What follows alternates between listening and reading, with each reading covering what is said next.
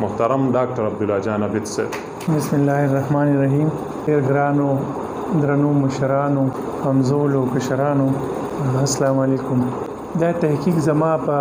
ډپارټمنټ کې شوی دی، زما په شعبه کې شوی دی، او کوم خلک چې د ریسرچ نه واقف خلک وي د چې ریسرچ په کوم بنیاد باندې کیږي، ولی کیږي، او د ریسرچ جواز سي. لومبه خبره خدا ده چې د ریسرچ جواز ال پیدا کیږي چې تاسو سره لټریچر ریویو وي، یعنی تاسو سره په هغه موضوع باندې د هغه پس منظري مطالعه وي، د هغه نه ګیپس روزي، د هغه نه جواز روزي. نو دا هارون الرشید صاحب چې کله د امفل کورس ورک مکمل کو، نو هر یو او د سره نور مرګري مو، نو هر سکالر چې کوم دی هغه خپل ریسرچ پروپوزل وروړي. د خپل ریسرچ پروپوزل چې راوړو، نو هغه کې بنیادی خبره دا و چې چونکه دا موضوع د پړومبي ځل نه ده چیړلې، د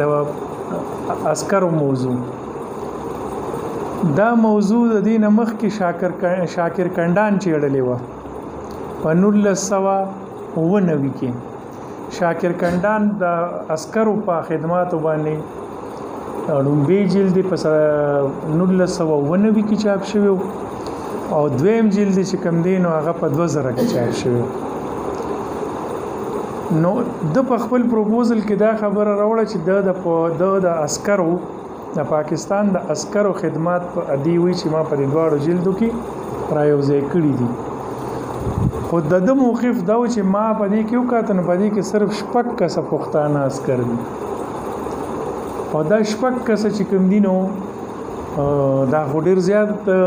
دې نه ډیر زیات موږ سره عسكر موجود دي په دغه اداره کې موجود دي، د کومې ادارې په حواله چې دا تحقیق شوی دی. نو د چې کوم پروپوزل وروړو، نو په هغه وخت کې کوم ورستو بیا دوه او تور رسیدو. نو ما وی چې دا ډیر ګڼ تعداد دی په دغه اداره کې، د پښتنو څوک شاعران دي، څوک ادیبان دي، او د چا کتابونه چاپ دي، د چا نه چاپ دي، سپکه داسې چې مونږه په ډومبي ځل نوم وریدو،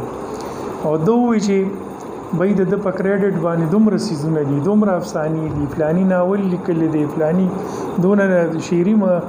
غیر مطبوعه مواد دي وسره، او چې چا چاپ دي نو هغه دغه کتاب کې پوره نشته. بیا دغه نه پس دغه موضوع نور ډیرو خلکو چیړل، دغه سلور په 15 کسه خو ماته معلوم دي. ډاکټر طاهره سرور چې کوم دا هغه چیړل، هم د نمخ کې چیړلې و. دغه یو ډیر لوی صحافي دی اسلم کوکر، هغه دا موضوع چیړل. او بیا زمنګ سره په ډپارټمنټ کې هم د ادارې سره حاضر سروس میجر خالد محمود نومي، هغه پوره موضوع د پی ایچ ډي واغشته چې د پنجابي عسکرو پنجابي خدمات، د پنجابي ژبې او ادب خدمات. نو دا ټول جوازونه دلته راوړل چې یره د پښتنو عسکرو باره کې هم تحقیق پکار دی. دا وضاحت زکه کوم چې دا خبره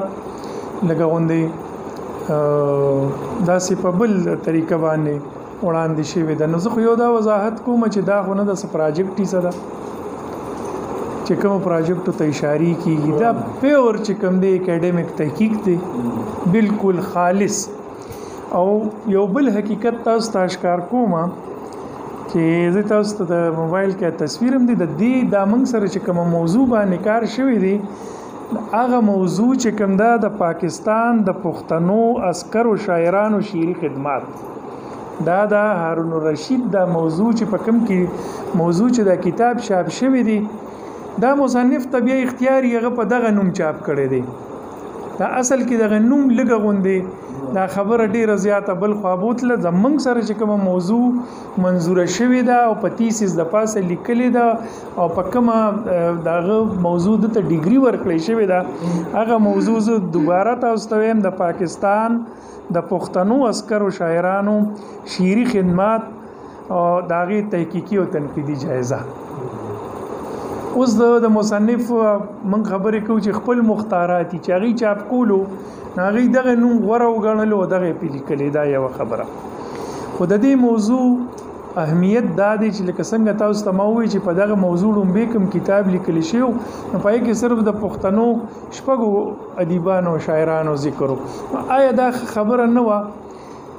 چې دغه ټول خلک چې کوم دغه ادارې سره وابسته خلکو او هغه دوت یو تاخير کې ورسېدو او هغه ټول خلک د غي سواني یعنی د ژوند حالات دا غوي علمي او ادبي خدمات کله چا په شعر کې خدمات او کله چا په فکشن کې او کله چا په تحقیق کې او کله چا په تنقید کې او د چا د ادب په یو بل فیلډ کې چې هغه راغوند کو نه دي کې کم بدکار شو هغه بدکار سو پدې کې و دیرش کسان داسي چې دا غي نوم نشان نو کلام نو چاپ او ای سره ډیره زیاته غیر مطبوعه ذخیره پرتا و اغم دې کې راغ نو پروفیسور صاحب وی چې ما هونه کتاب لوستې دي او نه مې دا سړی لیدلې نو سړی خدا سي دي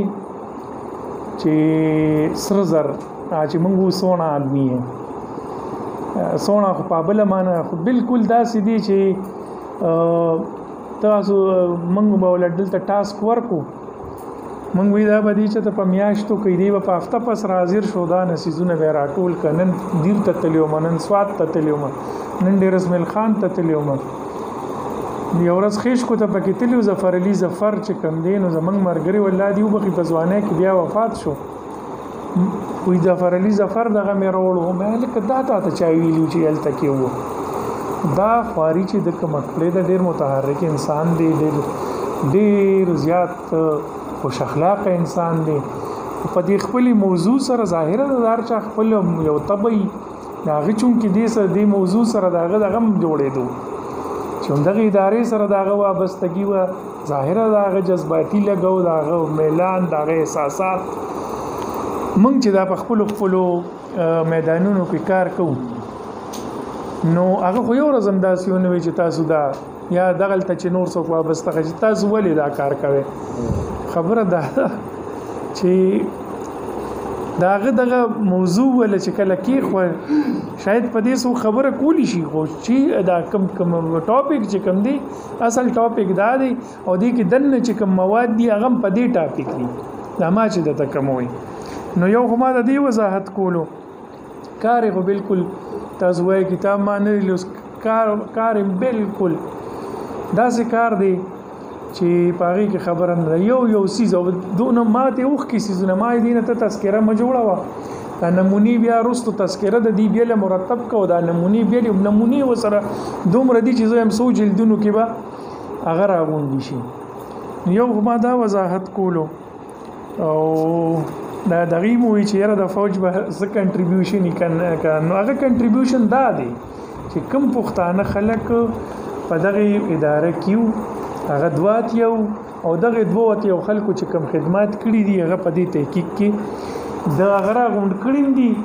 داغه تحقیق داغه او محاکمه هم کړی دی یو انالیسز هم کړی دی نو بس دغه وضاحت معقول او ډیر مهنت کړی دی او زه ته دعاګوي مو سي د پی ایچ ډي ریسرچ ورک مکمل دی موږ سره ان شاء الله د پی ایچ ډي موضوع به انتخاب کړي چې هغه څه پروپوزل وروړي هغه قابل قبول وي موږ به بالکل قبلو او چونګشتنه وروړي دلته کېشته وريرونه دلته کې ناشتي نو زه ته ډېر مبارکي ورکوم تاسو تم در کوم چې تاسو د کور سړی دی زمونږ شاګرد دی موږ په فخر کوم ډېر مننه